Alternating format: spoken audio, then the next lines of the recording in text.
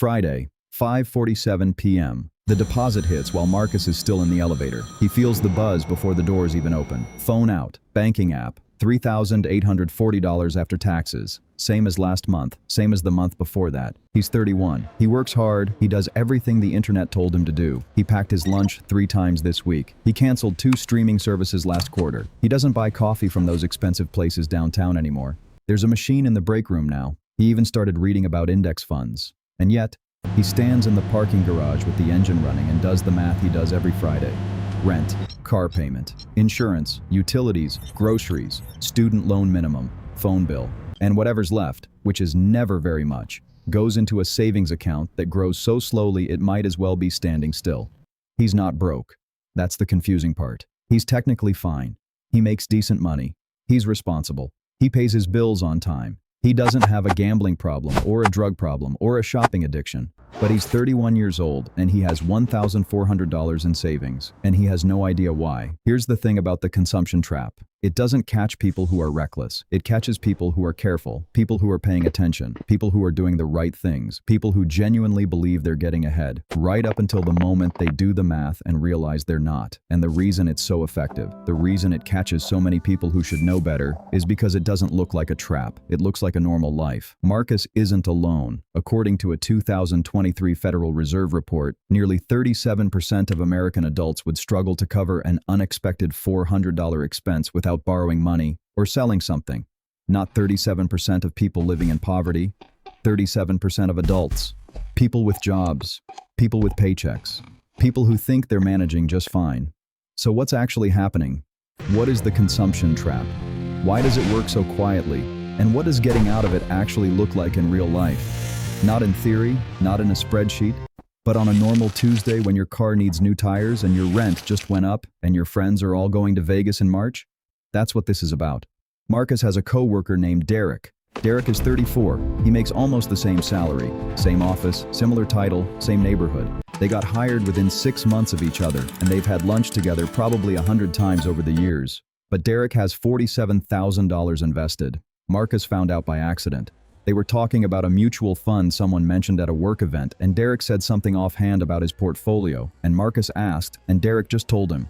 $47,000. No inheritance, no side business. Same job, same city, roughly the same income for about the same number of years. Marcus drove home that night thinking about it the whole way. Same paycheck, completely different financial life. The difference wasn't income. The difference was something else entirely. And that something else is what most people never see. Because it doesn't happen in one dramatic moment. It happens in 1,000 tiny decisions that feel completely reasonable at the time. Think about the last 3 years of your life. Chances are your income went up. Maybe not a lot, maybe just cost of living adjustments. Maybe one real raise, but it went up. And chances are your lifestyle went up with it. New apartment with in-unit laundry. Better car because the old one kept having problems. A few more subscription services because they're only $12 a month. Eating out a bit more because you're tired after work and you've earned it. A vacation you put on a card because you needed a break and you'll pay it off. None of those things are irresponsible. Not one of them, on its own, is a mistake.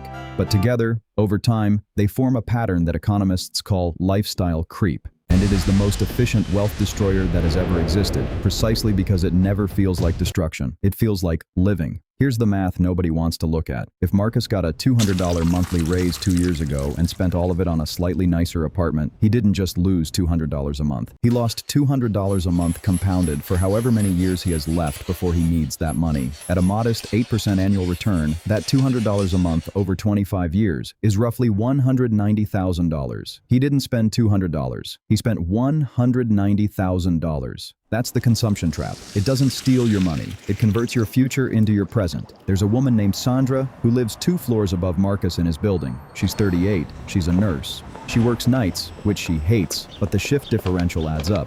2 years ago, she sat down with a piece of paper, not an app, not a spreadsheet, just a legal pad, and wrote down every single thing she spent money on in a month. Not to judge herself, just to see it. It took her about an hour, and when she was done, she just sat there. She was spending $340 a month on food delivery, not groceries. Delivery. She hadn't thought about it as a category, because each individual order felt small. $11 here, $16 there. But she'd been ordering 4 or 5 times a week for almost a year, and she'd never once thought of it as a $340 habit. That wasn't even the hardest part to look at. The hardest part was the subscriptions. She found 11 of them. Some she used, some she'd forgotten about. 3, she was pretty sure she'd tried to cancel. Combined, they were $187 a month. Not a fortune. But $187 a month is $2,244 a year. And she'd had at least half those subscriptions for 2 or 3 years. She'd spent somewhere around $4,000 on services she'd either forgotten about or barely used. Sandra didn't feel like a reckless spender. She felt like a nurse who worked nights and ordered dinner sometimes and subscribed to a few things. That was her mental picture of herself. The legal pad showed her a completely different person. That's the gap the consumption trap lives in, the space between who you think you are financially and what your bank statement actually says. But here's where it gets more complicated.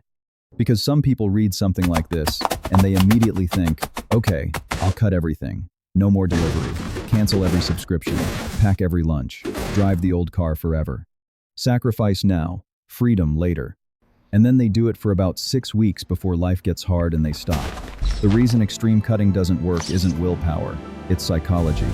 Human beings are not designed to sustain deprivation indefinitely. We are designed to adapt. When life gets uncomfortable enough, we find ways to make it comfortable again, and the financial decisions made during those uncomfortable moments are almost never good ones. This is what psychologists call the restraint collapse, the moment when the rubber band you've been pulling snaps back harder than where it started. The person who cut everything for 6 weeks doesn't go back to where they were. They go past it. They overspend as a reward for having underspent, and then they feel guilty and try to cut again. And the cycle repeats. Derek Marcus's co-worker with the $47,000 doesn't live like a monk. Marcus has seen him at restaurants. He takes vacations. He bought a new laptop last year. He's not suffering. The difference between Derek and Marcus isn't discipline. It's architecture. Here's what Derek actually did.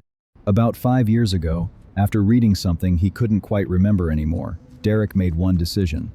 He decided that every time his income went up, he would automatically redirect half of the increase before he ever had a chance to spend it. Not all of it, half. First raise after that decision, $150 a month increase. He automatically moved $75 into his investment account and let the other $75 improve his life. Second raise, same thing. Bonus 1 year, half went to investments before it touched his checking account. The other half he used for a trip he still talks about. He didn't stop enjoying his income. He stopped letting all of his income turn into his lifestyle. The technical term for what Derek built is a savings rate floor.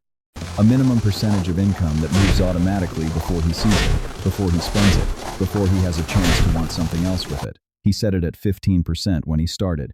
It's at 22% now. And here's the thing about automatic systems. You don't have to be disciplined every day. You only have to make the decision once. The system is disciplined for you while you sleep, while you're tired, while you're stressed, while you're standing in a parking garage on a Friday wondering why the math never works out. Marcus called Derek on a Saturday morning in February. They talked for almost 2 hours. Derek didn't give him a lecture. He didn't send him articles. He just asked Marcus one question that Marcus had never actually answered out loud. What does your money do between the time it hits your account and the time it's gone? Marcus didn't have an answer. That was the answer. His money didn't do anything. It sat in a checking account, and gravity pulled it toward every automatic payment, every convenience, every small decision that seemed too minor to think about. It drained, steadily, predictably, month after month. He wasn't spending extravagantly. He was spending normally. And normal, in America in 2024, is engineered to consume everything you earn. Every app on your phone is designed to extract money from you. Every subscription service is designed to make you forget you're paying. Every upgrade is designed to feel like a necessity. Every convenience is priced to feel affordable individually while being devastating collectively. You are not fighting your own bad decisions. You are fighting billion-dollar companies whose entire business model depends on making spending feel automatic and saving feel like effort. When you see it that way, the consumption trap isn't a personal failure, it's an industry. So what does getting out of it actually look like? Not the theory, the actual steps, starting from where Marcus was. The first thing he did wasn't cut anything. The first thing he did was look. He pulled 3 months of bank statements and put every transaction into one of 3 categories: fixed, variable, invisible. Fixed expenses were things he couldn't change without a major life decision: rent, car payment, insurance, student loan minimum. He couldn't do much about those in the short term. Variable expenses were things he chose every month: food, gas, entertainment, clothing. He could change these, but only with active decisions each time. Invisible expenses were the ones he'd stopped thinking about: subscriptions, auto renewals, memberships, services he'd signed up for and forgotten. Things his bank was paying for that he wasn't consciously choosing anymore. The invisible category was where it got uncomfortable. Marcus found $340 a month in expenses he genuinely couldn't account for without looking at the statements. Not because he was careless, because the entire system is designed to make spending invisible. Recurring charges are psychologically frictionless. They happen whether you think about them or not, and over time, you stop thinking about them.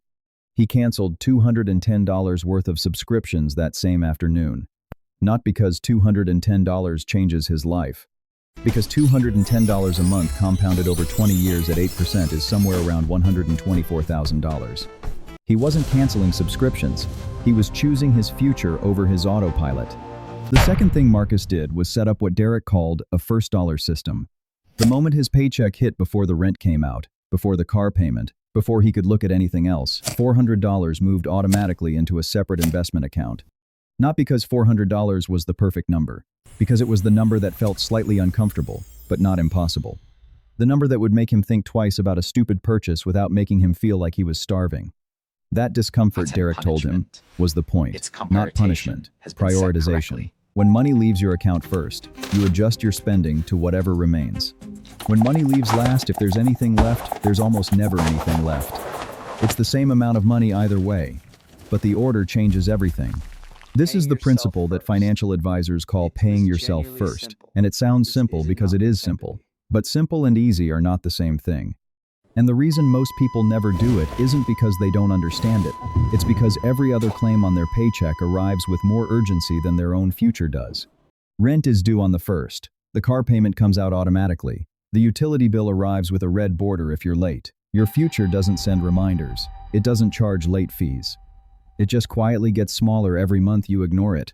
3 months after that Saturday morning phone call, Marcus had $1,400 in his savings account. Also, he had $1,200 in his investment account. By month 6, he had $2,600 invested.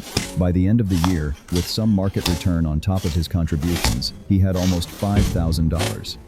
It doesn't sound like a transformation. It sounds like math. But something shifted in Marcus that didn't show up on a balance sheet. He stopped doing the parking garage calculation on Friday nights. Not because the numbers got so much better, because for the first time, he had a direction. The money was going somewhere. There was a system. There was intention. An intention, knowing that the next dollar has a job before it arrives, changes the way money feels entirely. Sandra, upstairs, got to $8,000 invested inside of 14 months. She still orders delivery sometimes. Maybe twice a week instead of 5. She kept 4 of her 11 subscriptions, the ones she actually used. She didn't transform her personality. She just made the invisible visible and gave her money somewhere to go before the world took it. The consumption trap isn't really about consumption. It's about default settings. Every financial system you interact with has a default that benefits someone other than you. Subscriptions default to renewing. Credit cards default to minimum payments. Lifestyle defaults to expanding. Saving defaults to whatever's left, which means it defaults. The trap is not that you spend money. The trap is that you never decided how to spend it. You just followed the defaults that corporations, landlords, and an economy built on consumption set for you.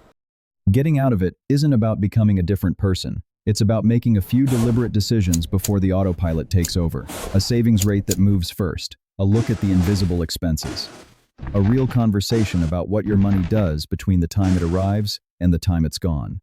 You're not broke because you failed. You're broke because the system is very, very good at what it does. The question isn't whether you were caught in the trap. The question is whether you stay. Marcus is 32 now. He has $11,000 invested. He still drives the same car. He still lives in the same apartment. He still eats lunch with Derek on Tuesdays. The difference is almost invisible from the outside. But on Friday evenings, when the paycheck hits, Marcus doesn't do the parking garage calculation anymore. He knows exactly where his money is going. He knows exactly what he's building. And for the first time in his adult life, the future doesn't feel like something that happens to him. It feels like something he's making. If this hit different than you expected, hit subscribe. And drop a comment telling me which part of this you recognized in your own life. Was it the invisible subscriptions, the lifestyle creep, the parking garage calculation? Because the first step to escaping the consumption trap isn't cutting your spending. It's seeing it.